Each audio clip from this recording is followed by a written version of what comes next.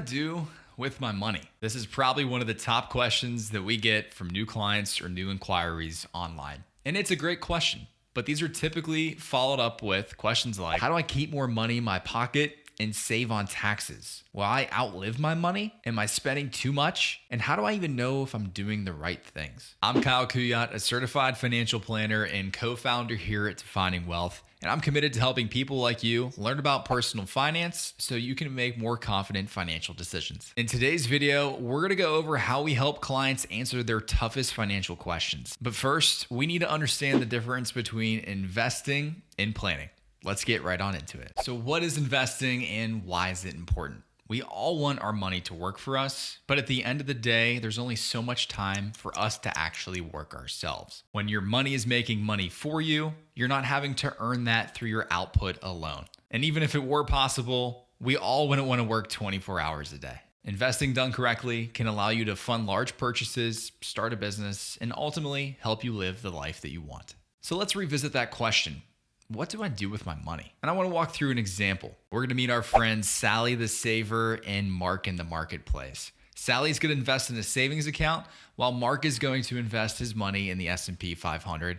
And let's see what it looks like 30 years down the line. So like Sally, let's say that you saved your money. She started off with $1,000 and continued to invest $1,000 a month for the next 30 years. Typically, most savings accounts aren't going to pay you that much. But for our example, we'll give it the benefit of the doubt and say it's going to be 0.25%. Over that timeline, Sally put in $360,000 of her hard-earned money. Her money made her $13,800 and some change. For 30 years, Sally had just under $375,000. Believe it or not, even if you're not investing your money, there's still risk. The main one of those risks is called purchasing power risk, otherwise known as inflation. Historical inflation is right around 2%, but recently it's been more like 3% and is expected to continue to rise. Meaning if our money isn't at least keeping pace with inflation, whether it be 2 or 3%, you're losing purchasing power. Meaning your dollar today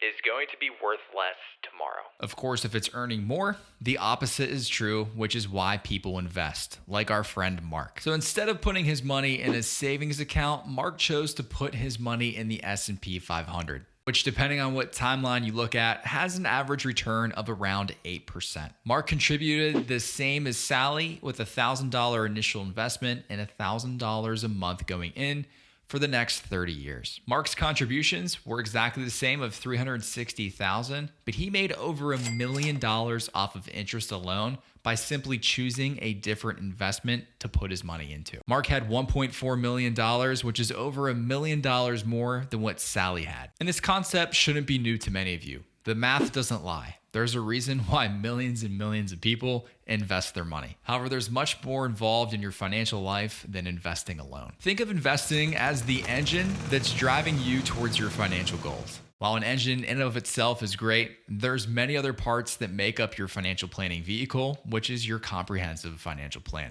You can't get very far with just the engine. And financial planning doesn't look like this. It actually looks a lot more like this. So what is financial planning and why is it important? Whether you know it or not, we're all sitting in the driver's seat of our financial planning vehicle. And it's not just how well your financial planning vehicle is put together, it's also knowing where you're going, what to avoid, and what to consider. But before we dive into that, let's understand what a financial plan is first. A comprehensive financial plan puts your entire financial life into one picture. A good plan is going to take into account your goals and help you formulate a plan, both long and short term, to help you achieve them. But we're also people. We have values and there's things that we care about. A good plan is also going to take into account your values and help you align your plan with what you support in your life. This could be sending your kids to college and taking care of your family, starting a business that you're passionate about. The list goes on and on. So let's take a look again at the financial planning vehicle and what it includes. Here's a handful of high-level topics that go into a comprehensive financial plan.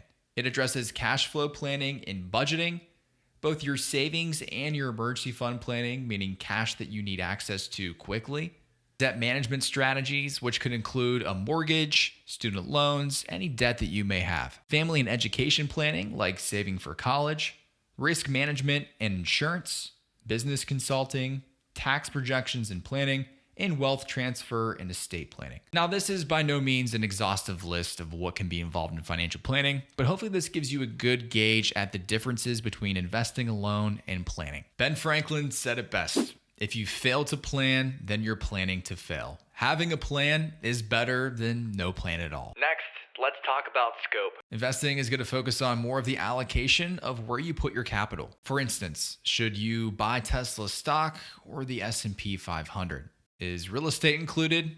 What about commodities? All these decisions are made when we're talking about investing, but comprehensive planning is going to take this one step further. While we're still looking at these choices and these decisions that need to be made, we also need to understand how they impact the rest of our financial plan. I've made another separate video on this, but when it comes to making any financial decision, we need to look at more than just the performance and what we're investing in alone. You also need to consider fees, risk, and taxes anytime you're making a financial decision, and that's what comprehensive planning is going to help you do. Next, let's talk about risk and return.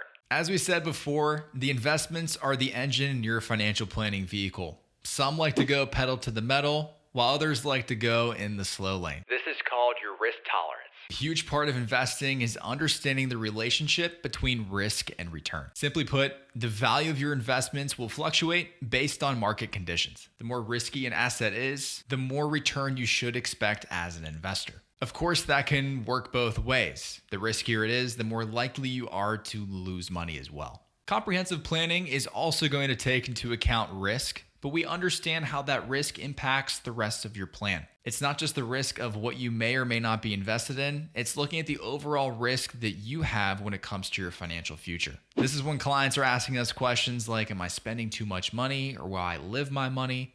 What's going to happen to my family if something were to happen to me, or if I were to lose my job? Can I afford to send my kids to school?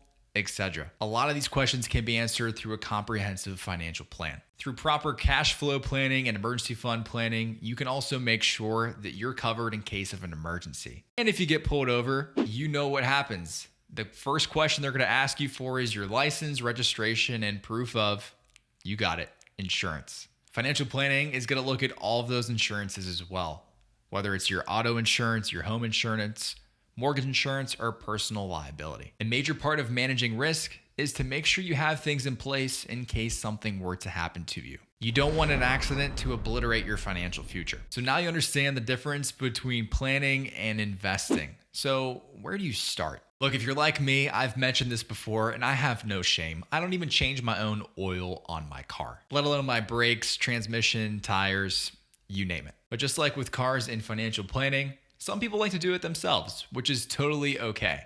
But for those of you that are like me, that admit they're not an expert when it comes to this stuff and want somebody to help, well, how do you find somebody that you can trust? If you find a good financial planner, they're going to be both like a mechanic and a GPS. Not only are they going to tell you where to go, but they're also going to help you understand things to look out for and make sure that your financial vehicle is prepared for the road ahead. When it comes to finding somebody who's qualified, I'll have more videos on this later, but here's what you need to know.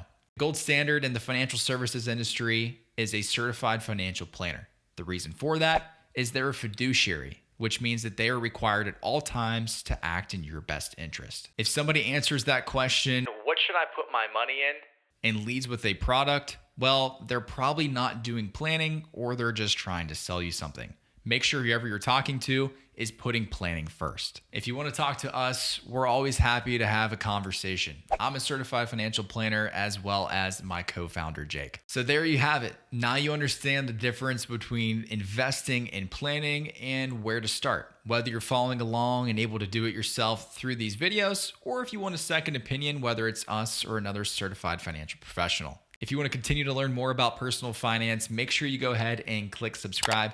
Thank you so much for watching. I'm Kyle Kuyat, and I will see you guys next time.